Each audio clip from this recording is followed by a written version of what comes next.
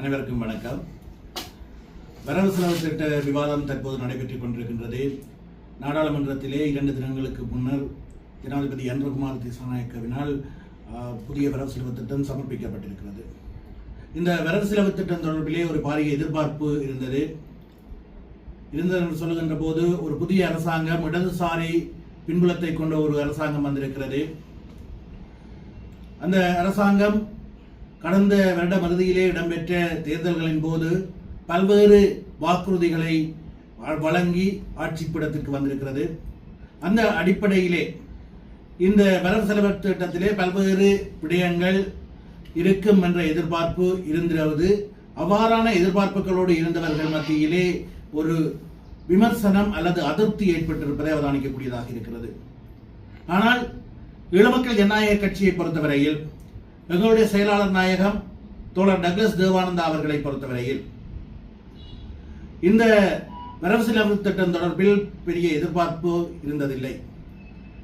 காரணம், சர்வதேச நாணய நிதியம் என்று சொல்லப்படுகின்ற IMF-னால் வழங்கப்பட்டிருக்கின்ற நிபந்தனைகள் உள்வாங்கப்பட்டு இந்த வரவு செலவு திட்டம் தயாரிக்கப்படும் என்ற அடிப்படையிலும், அதே போன்று கடந்த ஜனகால ஜனாதிபதி ரணில் விக்ரமசிங்க அவர்களினால் நியமிக்கப்பட்ட மத்திய வங்கி ஆளுநர், துறைசேரி செயலாளர் ஆகியோர் இந்த வரவு செலவு திட்ட தயாரிப்பிலும் செல்வாக்கு செலுத்தி இருக்கின்றார்கள் என்ற நிலையிலே, கடந்த வருட வரவு செலவு திட்டத்தை ஒத்த ஒரு வரவு செலவு திட்டமே வரும் என்ற ஒரு எதிர்பார்ப்பு இருந்த நிலையிலே, ஈழமக்கள் ஜனநாயக கட்சியை பொறுத்தவரையிலே இந்த வரவு செலவு திட்டம் பாரிய ஏமாற்றத்தையோ அல்லது விமர்சனத்துக்குள்ளான ஒன்றாக பார்க்கப்படவில்லை.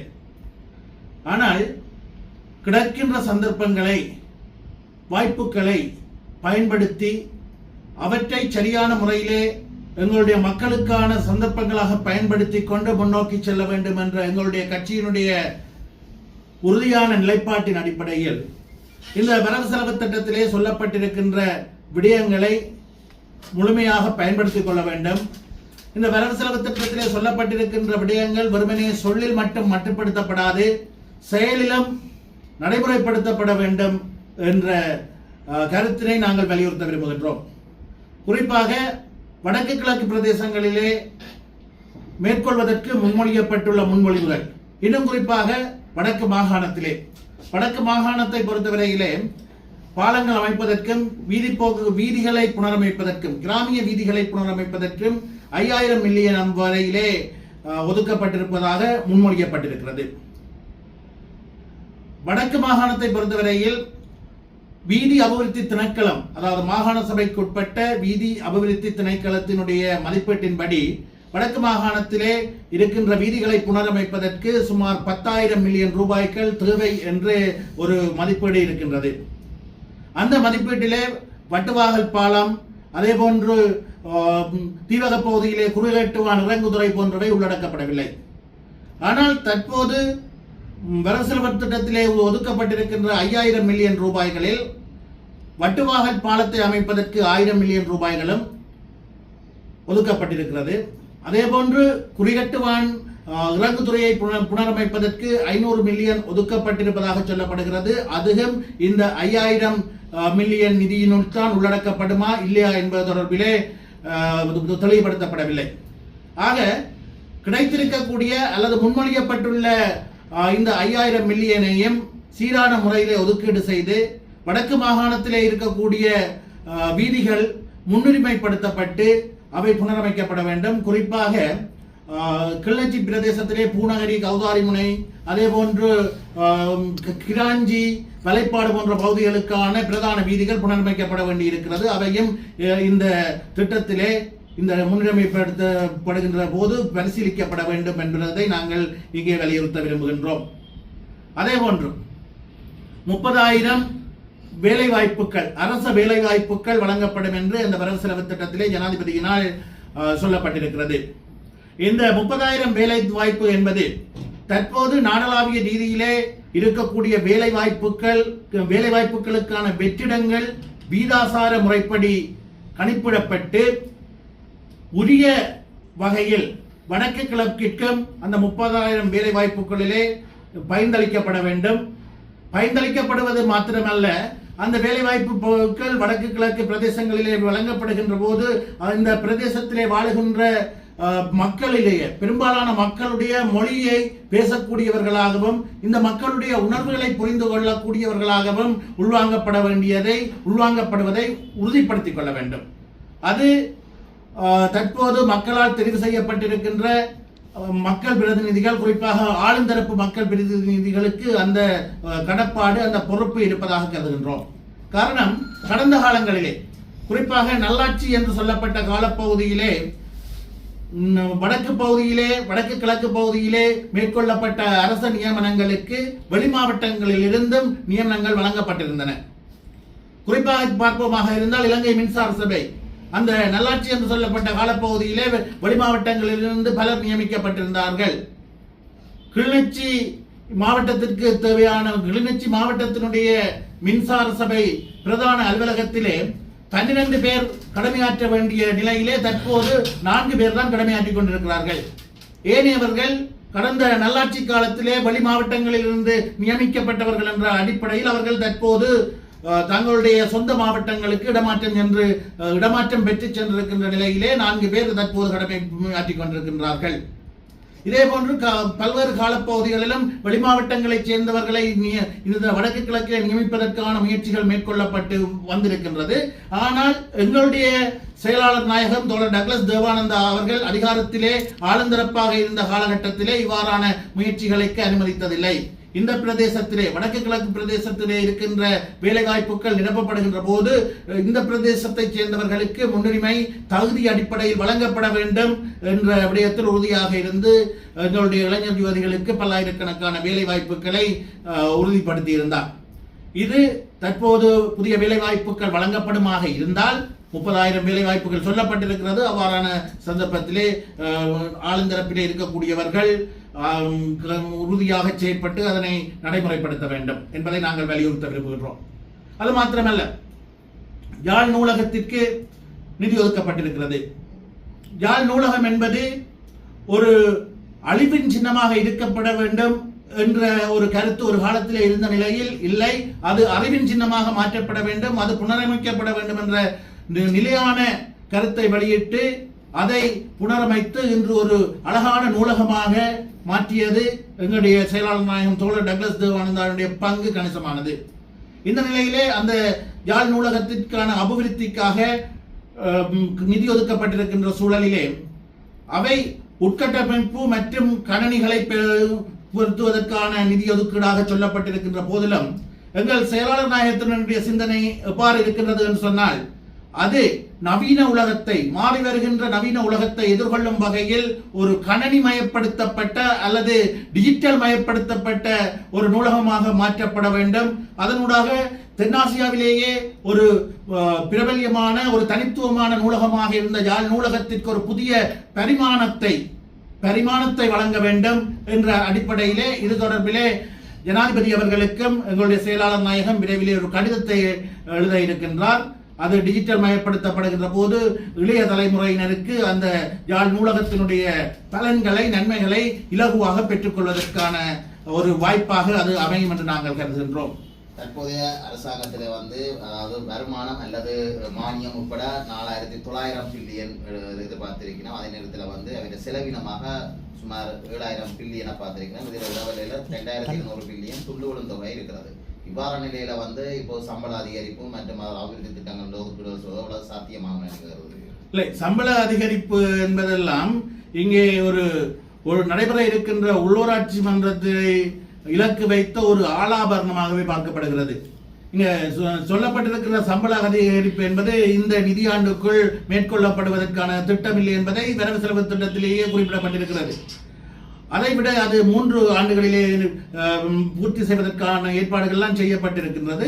இருந்தாலும் இந்த வருடம் சம்பள அதிகரிப்பை வழங்குவதற்கும் சில சிக்கல்கள் இருக்கின்றது என்ற நிலையிலே வரவு செலவு திட்டத்திலே இதுவரையில் அந்த துண்டு விழும் தொகையான நீங்க சொன்னது போன்று 2,220 பில்லியன்களையும் எவ்வாறு பெற்றுக்கொள்ளப் போகின்றோம் என்பது தொடர்பிலே அரசாங்கம் இதுவரையிலே எந்த விதமான தகவல்களையும் வெளிப்படையாக தெரிவிக்கவில்லை.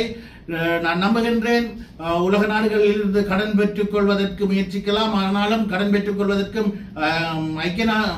சர்வதேச நாணய நிதியத்தினுடைய கடப்பாடுகள் இருக்கின்ற சூழலிலே அது எந்த அளவிற்கு சாத்தியமாகுமோ என்று தெரியவில்லை. பொறுத்திருந்தான் பார்க்க வேண்டும் எவ்வாறு அவர்கள் அதை கையாளப் போகின்றார்கள் என்று. தற்பொழுது இலங்கை தமிழரசு கட்சியினுடைய பதவி தலைவர் CVK சிவஞானம் ஒட்டுக்குழுக்கள் அவர்களும் இல்லை எனவும் அனைவரும் தமிழ் இனத்துக்காக போராடியவர்கள் எனவும் அனைவரும் இணக்கப்பாட்டுடன் சேர்ந்து எதிர்வரும் உள்ளாட்சி தேர்தலை நேர்கொள்ள வேண்டும் என கோரிக்கை விடுத்துள்ளார். அவர்களுடைய அழைப்பு கிடைக்குமானால் EPDPயின் ஈழமக்கள் ஜனநாயக கட்சியை பொறுத்தவரையில் ஈழமக்கள் ஜனநாயக கட்சியினுடைய செயலாளர் நாயகம் தோழர் டக்ளஸ் தேவானந்தா அவர்களை பொறுத்தவரையில் என்றுமே தமிழ் மக்களுடைய நலன் சார்ந்து ஒரு பொது வேலை திட்டத்திலே நடைமுறை சாத்தியமான வழியிலான செயற்பாடுகளுக்கு பின்னிற்பதில்லை. அது அவருடைய ஆயுத போராட்டத்தினுடைய ஆரம்ப காலங்களாக இருந்தாலும் சரி, பின்னர் அரசியல் நீரோட்டத்திலே, அதாவது ஜனநாயக அரசியல் நீரோட்டத்திலே இணைந்ததன் பின்னராக இருந்தாலும் சரி, ஒரு நடைமுறை சாத்தியமான யதார்த்தமான அரசியலை பேசுகின்ற, மக்களுக்கு சரியான வழியை காட்டுகின்ற முயற்சிகளுக்கு என்றுமே பின்னின்றதில்லை. உங்களுக்கு தெரியும், 2010 ஆண்டு காலப்பகுதியில் கூட தமிழ் மக்கள் அரங்கம் என்ற ஒரு முயற்சி உருவாக்கப்பட்டது. அதற்கும் எங்களுடைய செயலாளர் நாயகம் தோழர் டக்ளஸ் தேவானந்தா அவர்கள் தன்னுடைய பூரணமான ஒத்துழைப்பை வழங்கியிருந்தார். அதன் பின்னரும் சில முயற்சிகள் முன்னெடுக்கப்பட்டன, அதற்கும் சரியான ஒத்துழைப்பை வழங்கியிருந்தார். எனவே எதிர்காலத்திலும் அரசியல் சூழலை புரிந்து கொண்டு தமிழ் மக்களுடைய இருப்பையும் அவர்களுடைய கௌரவமான வாழ்வியலையும் உறுதிப்படுத்தும் வகையில் ஒரு நடைமுறை சாத்தியமான அரசியலை முன்னெடுப்பதற்கு முன்வருகின்ற அனைத்து தரப்புகளோடும் இணைந்து செயல்படுவதற்கு ஈழமக்கள் ஜனநாயக கட்சி தயாராகவே இருக்கின்றது. யாழ்ப்பாணத்தின் கலாச்சாரத்தையும் பெண்களையும் மையப்படுத்தி அண்மையில அமைச்சர் கருத்து வெளியிட்டிருந்தார். அது தொடர்பாக கலாச்சாரம் என்பதை விட பல்வேறு கலாச்சாரம், சமூக சீர்கேடுகள் தொடர்பிலே தற்போதைய அரசாங்கம் பல்வேறு தகவல்களை வெளியிட்டு வருகின்றது. எங்களை பொறுத்தவரையில் நாங்கள் நினைக்கின்றோம், தங்களால் வழங்கப்பட்ட வாக்குறுதிகளையும் தங்களால் சொல்லப்பட்ட செய்திகளையும் நடைமுறைப்படுத்த முடியாத நிலையிலே தங்களுடைய இயலாமைகளை மறைப்பதற்காக இவ்வாறான கருத்துக்கள் முன்வைக்கப்படுகின்றன என்று நீங்கள் சொல்வது போல் ஒரு காணொளியை பார்க்கக்கூடியதாக இருந்தது. அமைச்சர் கடற்தொழில் அமைச்சர் கௌரவ சந்திரசேகரன் அவர்கள் புங்குடுதீவிலே நடைபெற்ற ஊடகவியலாளர் சந்திப்பிலே தான் தெரிவித்திருந்தார், மல்லாகம் பகுதியிலே ஒரு நாளைக்கு 60,000 மதுபான போத்தல்கள் விற்பனை செய்யப்படுவதாக. மல்லாகம் என்று வருகின்ற போது உங்களுக்கு தெரியும், வலிவடக்கு பிரதேசத்தை சேர்ந்த ஒரு பிரதேசம். வலிவடக்கிலே ஒரு பகுதிதான் மல்லாகம். அந்த மல்லாகத்தில் மாத்திரம் 60,000 போத்தல் சாராயங்கள் ஒரு நாளைக்கு விற்பனை செய்யப்படுகின்றது என்பது சரியாக இருந்தால், அந்த பிரதேசத்திலே வாழ்கின்ற மொத்த சனத்தொகையே சுமார் 47,000 பேர் தான். அதிலே 8,000 பேர் வரையில் 14 வயதுக்குட்பட்டவர்களாக இருக்கின்றார்கள். ஆக சராசரியாக 40,000 பேர் தான் அந்த பிரதேசத்திலே 14 வயதுக்கு மேற்பட்ட பொதுமக்கள் வாழ்கிறார்கள். இவ்வாறான சூழலிலே மல்லாகத்தில் மாத்திரம் 60,000 போத்தல்கள் விற்கப்படுகின்றது என்ற கருத்து முன்வைக்கப்பட்டிருக்கிறது. அந்த தகவல், அந்த தரவு சரியானதாக இருக்குமாக இருந்தால், அந்த பிரதேசத்திலே நிலை கொண்டிருக்கின்ற இராணுவத்தினரும் பாதுகாப்பு தரப்பினரும் அந்த பிரதேசங்களுக்கு வருகின்ற சுற்றுலா பயணிகளும் தான் இந்த மதுபான போத்தல்களை பயன்படுத்துவதிலே கணிசமான செல்வாக்கு செலுத்துகின்றார்கள் என்பதை புரிந்து கொள்ளக்கூடியதாக இருக்கின்றது. ஆக இது யாழ்ப்பாணத்தின் ஒரு எடுகோலாக எடுத்துக்கொள்வோமாக இருந்தால், யாழ்ப்பாணத்திலே மதுபான பாவனை அதிகரித்திருக்கிறது, போதை பாவனை அதிகரித்திருக்கிறது, அதே போன்று சமூக சீர்கேடுகள் அதிகரித்திருக்கின்றது என்பதையெல்லாம் நாங்கள் நிதானமாக ஆராய்ந்து பார்க்க வேண்டியிருக்கிறது. மல்லாகத்தில் ஒரு காப்பகம் ஒன்றில் அம்மா தனக்கு கூறியதாகவும் அதை காப்பாற்ற மாதிரியாகவும் கேட்டிருக்கின்றேன். இது ஒரு நகைப்புக்கிடமான சம்பவம் என்பதை செய்தி என்றுதான் சொல்ல வேண்டும். உண்மையிலேயே அவ்வாறான ஒரு தகவல் ஒரு கௌரவ அமைச்சருக்கு, பொறுப்புமிக்க அமைச்சருக்கு கிடைத்திருக்குமாக இருந்தால் அவர் உடனடியாக அது தொடர்பில் நடவடிக்கை எடுத்திருக்க வேண்டும். சம்பந்தப்பட்ட அந்த அம்மாவை போலீஸ் நிலையத்திற்கு அழைத்து சென்று வாக்குமூலம் பதிவு செய்து எங்கே நடக்கின்றது என்று தேடுதல் நடத்தி சம்பந்தப்பட்டவர்கள் கைது செய்து சட்டத்தின் முன் நிறுத்தப்பட்டிருக்க வேண்டும். அதை விடுத்து ஒரு பொதுமக்கள் சந்திப்பிலே அங்கே விபச்சாரம் நடக்கிறது, இங்கே போதைப்பொருள் பாவனை அதிகரித்திருக்கிறது என்று நீலிக்கண்ணீர் வடிப்பதெல்லாம் அரசியல் நோக்கம் கொண்டதாகவும் தங்களுடைய இயலாமைகளை மறைப்பதற்கான ஒரு விடயமாகவும் தான் நாங்கள் பார்க்கின்றோம். வடக்கிலே யாழ்ப்பாணத்திலே ஒப்பீட்டளவில் போதைப்பொருள் பாவனை அதிகரித்திருக்கிறது, ஏற்றுக்கொள்கின்றோம். அவை கட்டுப்படுத்தப்பட வேண்டும். அதற்காக அதேபோன்று சமூக சீர்கேடுகளும் அதிகரித்திருக்கின்றது, ஒப்பீட்டளவில் ஏற்றுக்கொள்கின்றோம். அவை கட்டுப்படுத்த வேண்டும். அதற்கு எதிராக சட்ட ரீதியான நடவடிக்கைகள் மேற்கொள்ளப்பட வேண்டும் என்பதை தொடர்ச்சியாக எங்களுடைய செயலாளர் நாயகம் கடந்த காலங்களிலே வலியுறுத்தி அதற்கான நடவடிக்கைகளை மேற்கொண்டிருந்தார். அதற்காக யாழ்ப்பாணமே சீரழிந்து விட்டது, யாழ்ப்பாணத்தினுடைய சமூக கட்டமைப்பு அழிந்து விட்டது என்று சொல்வது யாழ்ப்பாணம் பற்றிய தவறான செய்தியை வெளியுலகிற்கு கொண்டு செல்வதாகவே அமையும். அது முற்றிலும் தவறானது. அவ்வாறான செய்திகள் வெளியே செல்வதையும் அவ்வாறான செய்திகளை தோற்றுவிப்பவர்களையும் வன்மையாக கண்டிக்க வேண்டும். குறிப்பாக அண்மையில் இடம்பெற்ற பிரதமருடைய சந்திப்பில் பிரதமர் குறிப்பாக வெளிவடக்கில் காணி விடுவிப்புகள் தொடர்பாக பேசவில்லை என்றும் அதில் அங்கே வந்திருந்த சில காணி உரிமையாக தமது ஆதங்கத்தை வெளிப்படுத்தியிருந்தார். இது சம்பந்தமாக உண்மையிலேயே மக்களுடைய காணிகள் மக்களுக்கே சொந்தம் என்பதுதான் ஈழ மக்கள் ஜனநாயக கட்சியுடைய நிலைப்பாடாக இருக்கிறது. அந்த அடிப்படையிலே யுத்த காலத்திலே கையகப்படுத்தப்பட்ட பாதுகாப்பு காரணங்களுக்காக கையகப்படுத்தப்பட்ட காணிகள் விடுவிக்கப்பட வேண்டும் என்ற தொடர் முயற்சிகளை மேற்கொண்டு கணிசமான காணிகளை ஈழ மக்கள் ஜனநாயக கட்சி ஆளுந்திரப்பாக இருந்த காலகட்டத்திலே விடுவித்திருக்கின்றது. தேர்தலுக்கு முன்னர் முன்னாள் ஜனாதிபதி ரணில் விக்ரமசிங்கே அவர்கள் ஆட்சியில் இருந்த போது கூட பல்லாயிரக்கணக்கான ஏக்கர் காணிகளை விடுவிப்பதற்கான ஏற்பாடுகள் முன்னெடுக்கப்பட்டிருக்கின்றன. அது பாதுகாப்பு தரப்பினரால் கையகப்படுத்தப்பட்ட காணிகள் மாத்திரமல்ல, வனஜீவராசிகள் திணைக்களம், வனவள திணைக்களம், தொல்லியல் திணைக்களம் போன்ற அரச திணைக்களங்களினால் கையகப்படுத்தப்பட்ட தனியார் காணிகளையும் விடுவிப்பதற்கான முயற்சிகள் மேற்கொள்ளப்பட்டு அப்போதைய அரசாங்கம் ரணில் விக்ரமசிங்கே ஜனாதிபதி அவர்கள் தலைமையிலே இருந்த அரசாங்கம் ஒரு கொள்கை அளவான தீர்மானத்தை கூட மேற்கொண்டிருந்தது.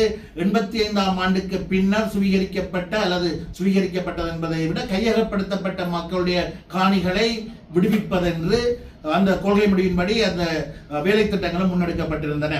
தேர்தலின் பின்னர் அவை விடுவிக்கப்படும் என்ற ஒரு உத்தரவாதம் வழங்கப்பட்டிருந்தது. துரதிருஷ்டவசமாக தேர்தலிலே மக்களுடைய தீர்ப்பு மாறாக இருந்ததனால் அது நடைமுறைப்படுத்த முடியவில்லை. இருந்தாலும் நாங்கள் இப்பொழுதும் சொல்லுகின்றோம், மக்களுடைய காணிகள் மக்களுக்கே சொந்தம், அவை விடுவிக்கப்பட வேண்டும். இந்த பிரதேசத்திலே, வடக்கு கிழக்கு பிரதேசத்திலே தமிழ் மக்களுடைய இடிப்பையும் இனப்பெரும்பலையும் பாதிக்கும் வகையிலான இவ்வாறான முயற்சிகளுக்கும் நாங்கள் அனுமதிக்கப் போவதில்லை. சட்டவிரோதமாக அமைக்கப்படுகின்ற எந்த கட்டுமானங்களும் நிறுத்தப்பட வேண்டும், அகற்றப்பட வேண்டும். அந்த அடிப்படையிலே தான் கடந்த வாரம் தையிட்டியில் இடம்பெற்ற போராட்டத்தில் கூட ஈழ மக்கள் ஜனநாயக கட்சி கலந்து கொண்டிருந்தது. இந்த நிலையிலே தான் மக்கள் அண்மையிலே யாழ்ப்பாணத்துக்கான விஜயத்தினை மேற்கொண்டிருந்த பிரதமர் ஹரணி அமரசூரிய அவர்களிடம் தங்களுடைய எதிர்ப்பை வெளிப்படுத்தி இருக்கிறார்கள். மக்கள் தொடர்ச்சியாக இவ்வாறான எதிர்ப்புகளை வெளியிடும் பட்சத்திலே தங்களுடைய நியாயமான கோரிக்கைகளின் அடிப்படையில் எதிர்ப்புகளை வெளியிட்டு போராட்டங்களை நடத்துகின்ற சந்தர்ப்பத்திலே ஈழ மக்கள் ஜனநாயக கட்சி அதற்கு முழுமையான ஒத்துழைப்பையும் ஆதரவையும் வழங்கி அவர்களுடைய எதிர்பார்ப்புகள் நிறைவேறுவதற்கு எங்களுடைய பங்களிப்பை வழங்குவோம். அண்மை காலமாக நாட்டிலே துப்பாக்கிச் சூட்டு சம்பவங்கள் அதிகரித்திருக்கின்றது. இன்றைய தினம் நீதிமன்றத்துக்குள்ளேயே துப்பாக்கிச்சூடு ஒன்று நடத்தப்பட்டு ஒருவர் உயிரிழந்திருக்கிறார். இதை எப்படி பார்க்குறீங்க? நிச்சயமாக வேதனையான விடயம். இன்று இந்த ஊடக சந்திப்பிற்கு வருகின்ற பொழுது அந்த செய்தியைத்தான் காணக்கூடியதாக இருந்தது. கவலையான விடயமாக இருந்தது. எந்த இடத்திலும் பாதுகாப்புக்கு உத்தரவாதம் இல்லை என்ற ஒரு சூழல் தான் காணப்படுகின்றது. இதனை ஒரு பொறுப்புள்ள கட்சி என்ற வகையிலே இந்த நாட்டிலே அமைதி நிலவ வேண்டும், மக்கள் சுயமாக எந்த விதமான பாதுகாப்பு அச்சமுமின்றி உயிர் பயமுமின்றி நடமாட வேண்டும் என்பதற்காக கடந்த காலங்களில் உழைத்த ஒரு தரப்பு என்ற அடிப்படையிலே இது தொடர்பிலே தற்போதைய அரசாங்கம் கடுமையான நடவடிக்கைகளை எடுக்க வேண்டும். உடனடியாக சம்பந்தப்பட்டவர்கள் கைது செய்யப்பட்டு சட்டத்தின் முன் நிறுத்துவது மாத்திரமல்ல, விரைந்து அவர்களுக்கான தண்டனைகளை வழங்கி இவ்வாறான செயல்களில் ஈடுபட்டால் எவ்வாறான பிரதி பலனை எதிர்கொள்ள வேண்டி ஏற்படும் என்பதான ஒரு அச்சத்தை இந்த சமூகத்திலே ஏற்படுத்த வேண்டும்.